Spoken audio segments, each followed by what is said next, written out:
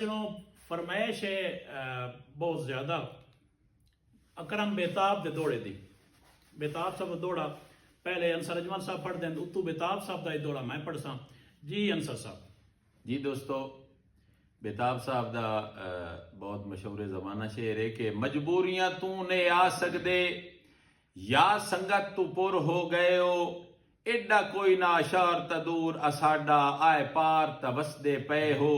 और तुसी जानदे हो बेताब होरानू जिवें अथरूआं सावें ढे हो, कल सुनिया गैर दे डेरे ते साडी गुरबत पुणदे रहे हो। वाह वाह कि संगतां दे डार चो निखिड़ गयां दी तोड़ा कैड़ बेताब तलवा। वाह वाह।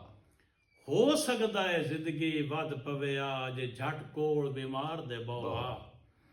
अगा वस लगदियां असी रुस्सण ना देंदे, हाय हाय एक वारी जे रस पवा असी होर इमदादा ना मंगदे, छड़ा जींदियां मिलदे रहो। वाह। बहुत शुक्रिया जी। वीडियो चंगी लगे तो लाइक फॉलो तो शेयर कर देना। बहुत शुक्रिया।